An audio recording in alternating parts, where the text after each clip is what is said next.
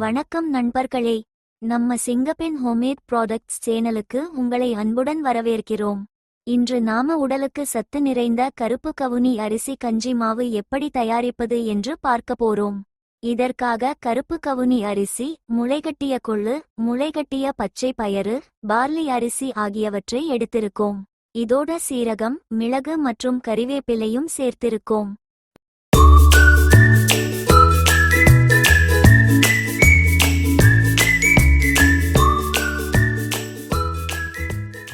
முதலில் எல்லா பொருட்களையும் நன்றாக சுத்தம் செய்து உலர்த்திக் கொள்ள வேண்டும். பிறகு ஒவ்வொன்றையும் லேசாக வறுத்து ஆறவைத்து அனைத்தையும் சேர்த்து நைசாக அரைத்துக் கொள்ளலாம்.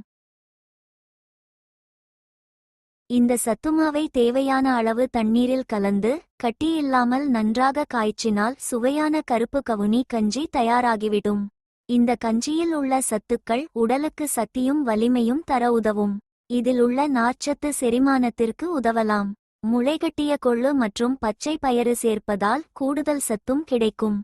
இப்படி சுவையும் சத்தும் நிறைந்த கருப்பு கவுனி கஞ்சியை நீங்களும் வீட்டிலேயே செய்து பாருங்கள். இந்த கருப்பு கவுனி அரிசி கஞ்சி மாவு நம்மிடம் விற்பனைக்கு கிடைக்கிறது. ஆர்டர் செய்ய விரும்புபவர்கள் ஸ்கிரீன்ல இருக்கிற நம்பருக்கு தொடர்பு கொள்ளலாம். தரமான, சத்தான, வீட்டிலேயே தயாரிக்கப்பட்ட பொருட்களுக்கு சிங்கப்பெண் ஹோம்மேட் ப்ராடக்ட்ஸை தொடர்பு கொள்ளுங்கள். வீடியோ பிடித்திருந்தால் லைக், ஷேர், கமெண்ட் பண்ணுங்க. நம்ம சேனலை சப்ஸ்கிரைப் பண்ணி தொடர்ந்து ஆதரவு கொடுங்க. நன்றி.